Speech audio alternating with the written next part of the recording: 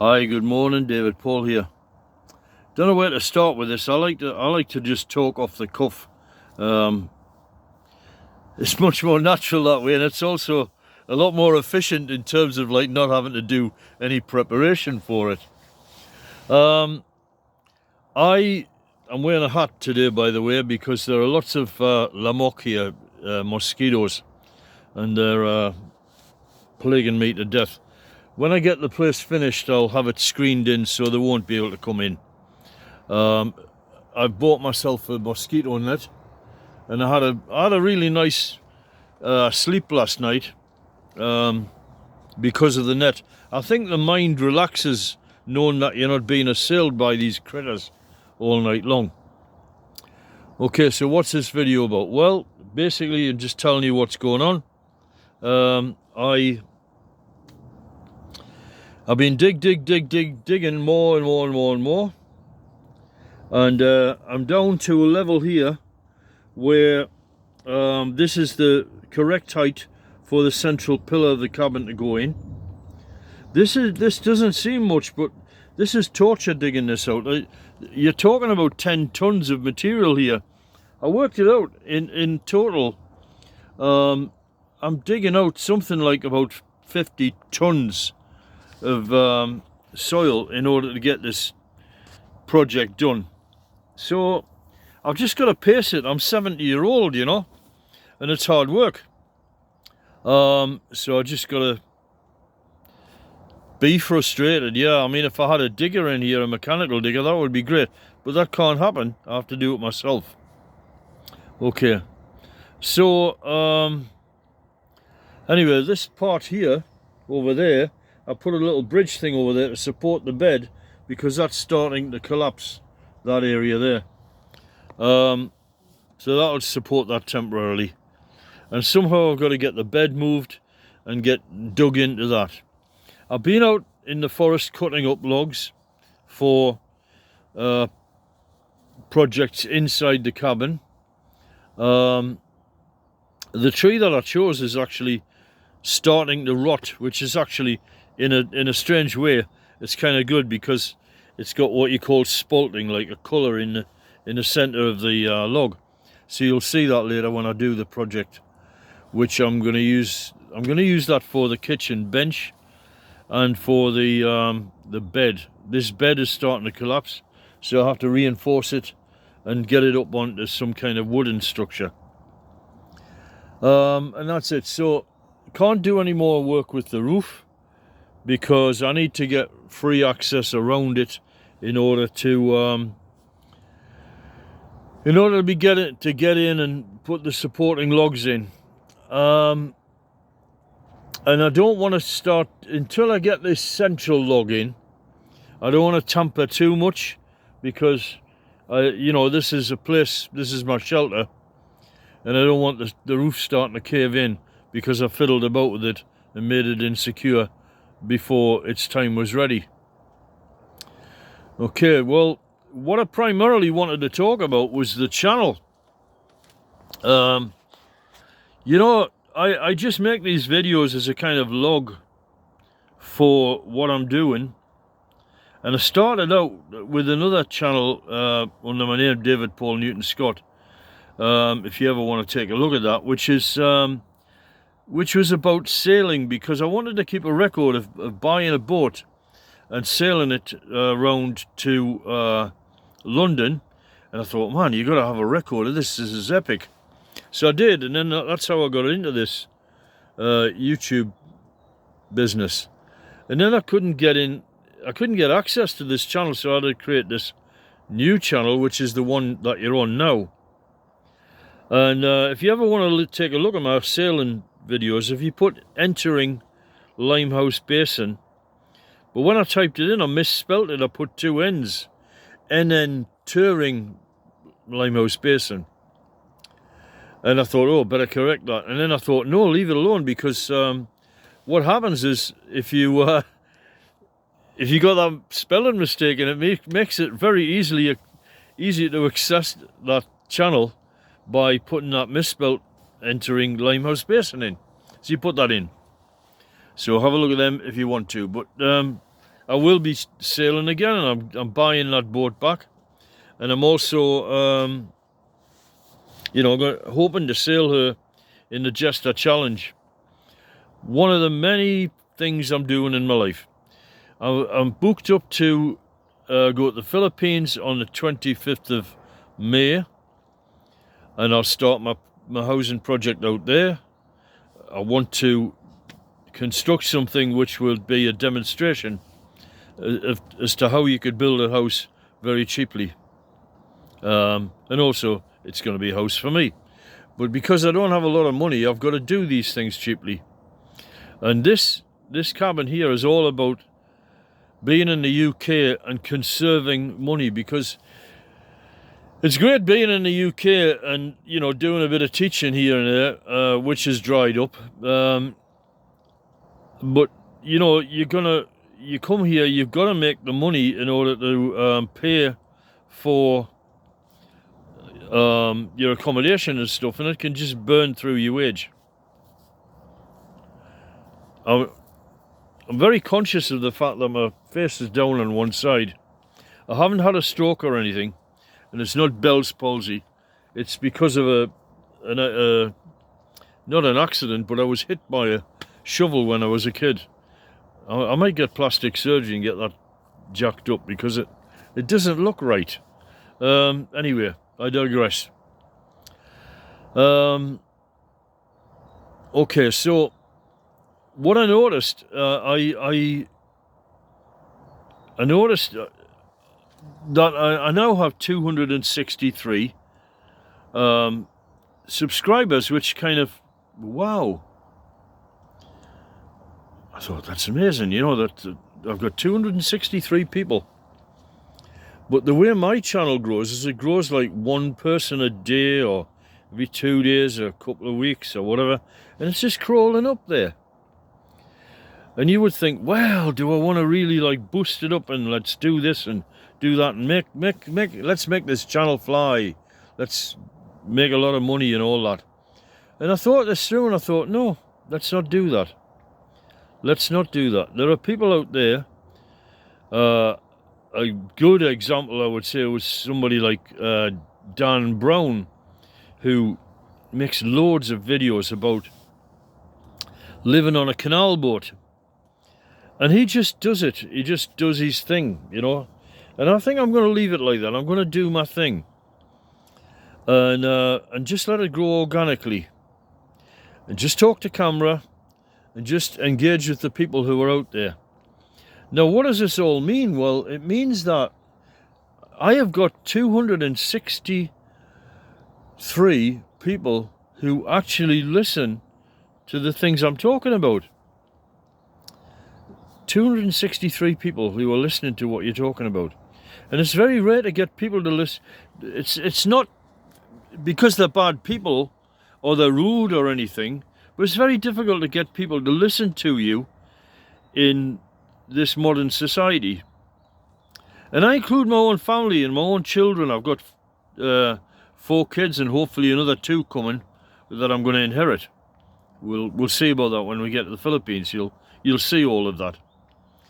And it's difficult to get people to engage with you. Why is that? Because there are so many demands on people's mental attention, their work, commitments and things like that, and they're being fed with a deluge of information which is filled with clickbait. There's no real content there to the thing that's being talked about. So I've got 263 people who are sincerely listening to me, because the number doesn't go down, it just creeps up and creeps up. So I'm now in a situation where I've got the property in Portugal and I've got to apply for a D7 visa out there. I have the piece of land which my ex-wife has donated to me. A small piece of land on a nice little island in the Philippines where I can build this house. Okay, let's do that. But the problem I've come up with just recently is that well, first of all, I've got to finance my divorce. That's 500 quid. And I've got to pay for, I've got to put 18,240 euros in a bank account in Portugal for my D7 visa application. Well, that bothered me. I thought, oh, it's game over. Oh. And I thought, no, you know, as they say, the Lord will provide us something. It's not a big deal. If necessary, I'll just get a job and I'll make the money and I'll put the application in. I'll still get the visa. So the road forward is to simply just keep putting one foot in front of another and working through problems day by day. The main one at the minute is getting this cabin finished in 2 months, or at least substantially complete, so that I can lock her up and leave her for many months until I come back sometime, maybe in September. If I'm spectacularly successful, of course, I may never come back. That would be quite odd, creating a place that you're not going to use again. But I'll be back to the UK at some time, and I'll come back here and I'll use this place. So it will be a demonstration of how things, of how you can build something like this, because that is the primary interest I have in my channel, is helping people to empower themselves. I'm a teacher, and it's just kind of in the blood. You just want to pass stuff on. I think in our genetics, I think there are people in the tribe who, the minute they know something, they want to pass it on to others. And they would just be the people in the tribe who went around telling everybody about everything. And then it became formalized, and then they created the role in society, which is teachers. So I have that desire to do that. ADHD, let's talk about ADHD. ADHD, I was diagnosed with ADHD at the age of 60, and I'm now 70. And I had struggled with achieving certain, how can I put it? In my life, I had problems with getting things done. Although with a great deal of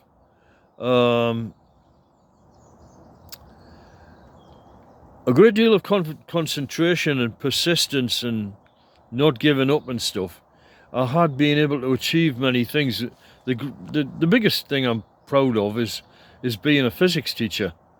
So I've had to chew through stuff, chew through education, chew through learning mathematics and stuff, and really like sow against the grain to get where I want to be, to where I am. And I've now got a strategy for dealing with it, but I didn't know until I was 60 that I had ADHD. What happened was my son got a girlfriend, and she had a boy who was bouncing around all over the place, and he's very intelligent and a charming, really, really nice kid, you know. And so I immediately struck up a, what do you call it, we just sort of clicked, the two of us, you know. And I thought it was just like we knew each other, like. And my son, who it was the girlfriend of, he was the girlfriend of, no, sorry, put that differently. My son, who had the girlfriend who had the kid with the ADHD, he took a photograph, and he said 2 legends, you know, on the photograph. And I looked at this photograph and I thought, oh, that's true. You know what it is? He's like a young version of me. He looks like me, but this kid's not genetically related to me at all. So I thought, he's got ADHD. Have I got ADHD? And then that started you know, and I went along and went to the doctor and got checked up on this. And then the doctor referred me to a psychiatrist. Oh, you're crazy now. So I get referred to this psychiatrist.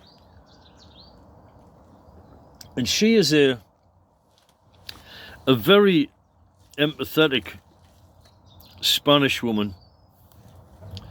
I think it's Northwood Hospital or something. And she just talked to me.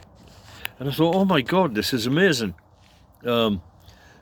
This woman is just listening to everything I'm saying and asking me questions, taking a lot of interest in me, you know.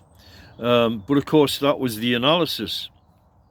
At the end of the discussion, she says, I think you've definitely got ADHD. Okay. So I was kind of relieved because I had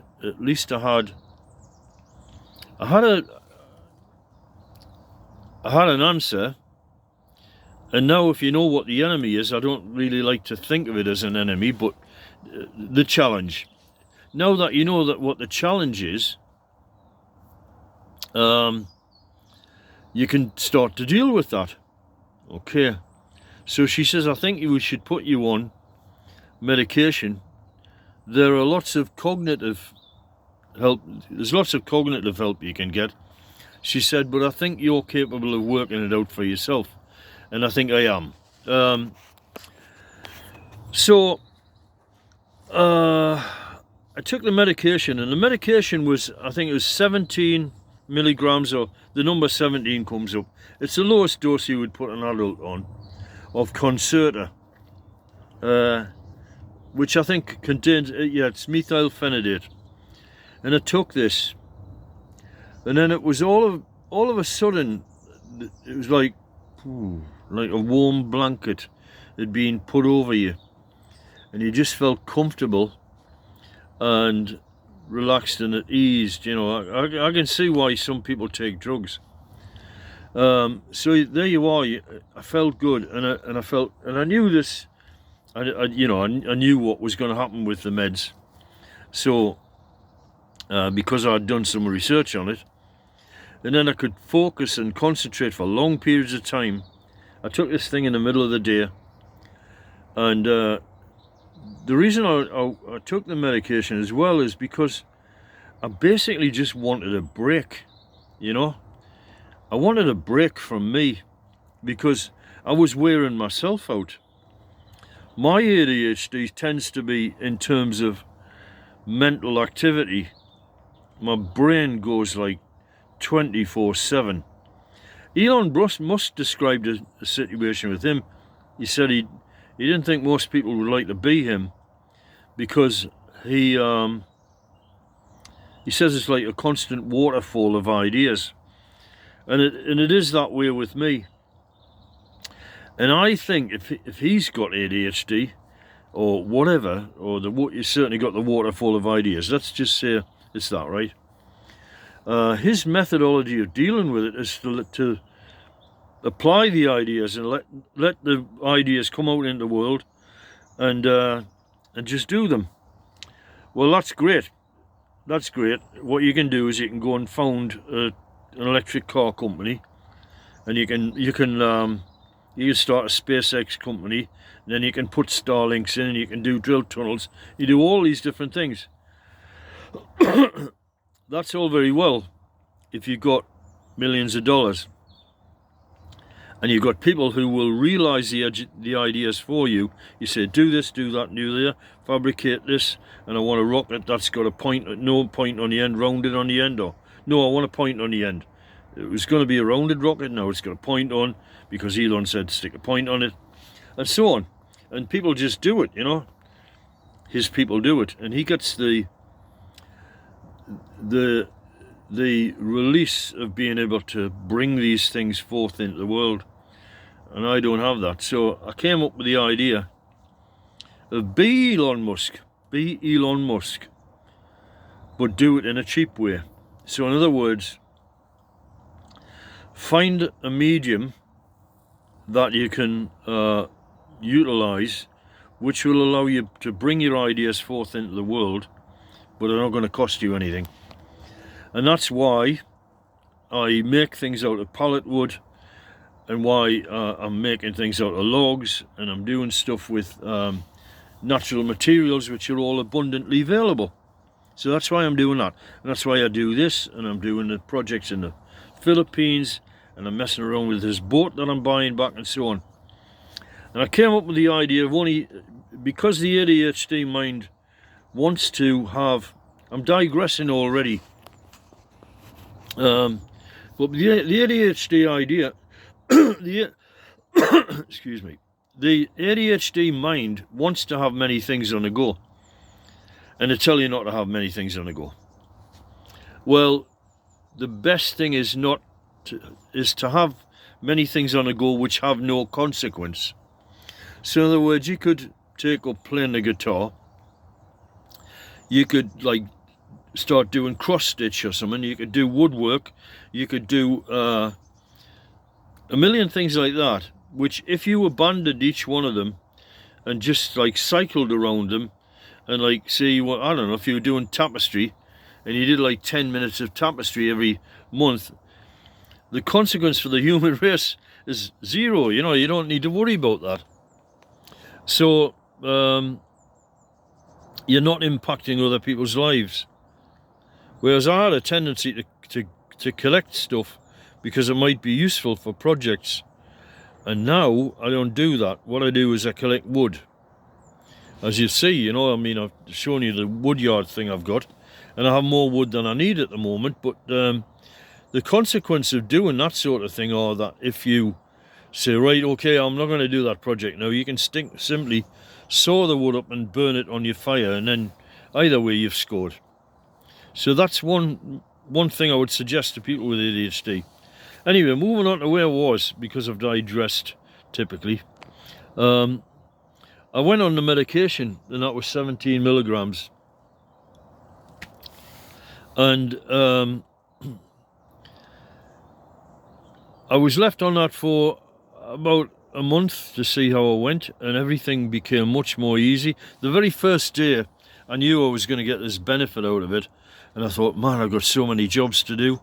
So what I did is I rode it like surfing a wave, and I cleaned the car, I washed the car, I stripped out the car, I hoovered everything in the car, I cleared out the boot, and I did everything that I needed to do. Then I went and attacked a wood pile or something, and then I went and tidied the garden. Then I cleared stuff out the boat that we were living on, and I did all sorts, you know, till I was nearly fit to drop. And then I was teaching at the time, and I mildly let it be known that I had ADHD, and nobody said anything, so I just left it at that. Because I wanted folks to know why I was very stressed at the time, you know. I had so much on my plate. I had a wife and 2 kids to feed. My wife worked, but we never seemed to have enough money, you know. It was like a fire, an endless fire that you had to keep stoking. And I just had to keep going till I got these kids out the door and off to college. And so I was under a hell of a lot of stress, which makes you, as a teacher, you really got to concentrate as a teacher. And working in a really terrible school, atrocious behaviour. So that's why I kind of let it out, so that if anybody saw I was struggling, they might either give me a hand or at least cut me some slack. And nothing was said, very little. People didn't say anything. So anyway, that school was so hyper stress. Well, after the first month on the meds, I went back to see that psychiatrist I was due to go back and see her, see how I was getting on. And I said, it's really lovely. I have a lot of positive thoughts, and I'm getting tasks done and making progress and so on. But I was uneasy about the idea of being on medication, because the problem with it is is that, yeah, you're on medication, but then I had to get the next month's dose, and I had to you know, had to contact the doctor, and then everybody like sucks their teeth. Ooh, these are controlled drugs, you can't have them, and you've got to do this, and you get into a situation where what happens if you run out of meds and your brain has adapted to being on these meds at a particular level? Would it not be better to just have ADHD and be a bit wacko?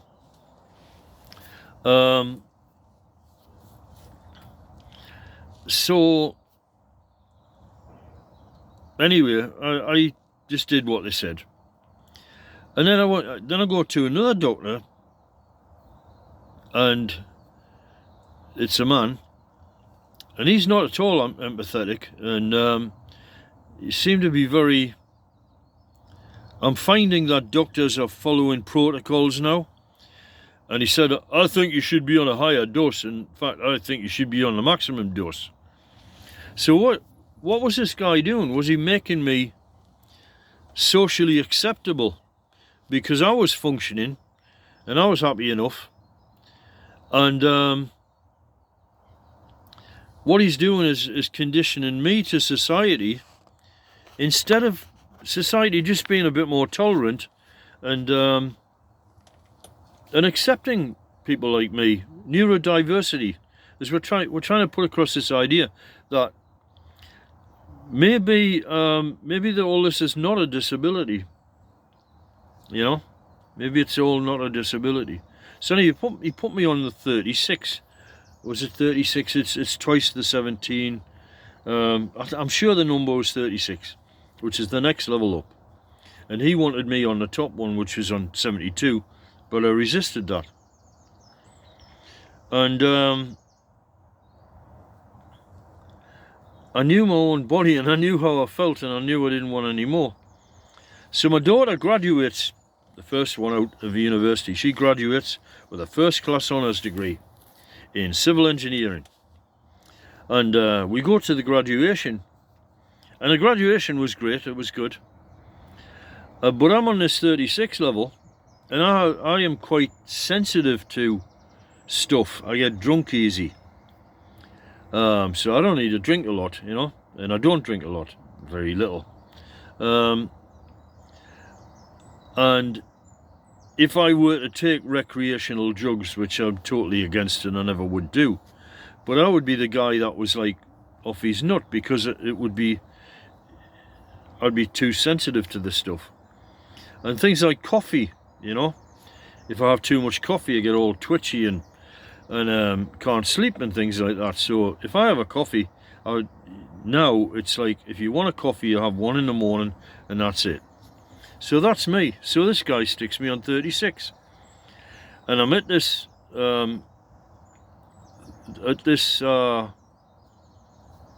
ceremony for my daughter, and I'm kind of like tripping, you know.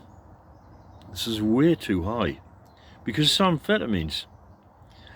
And so I'm looking at the trees and I'm thinking, whoa, man, look at the trees, hey. And they're like looking, I know trees are three-dimensional, but the trees seem to be alive and coming out at me.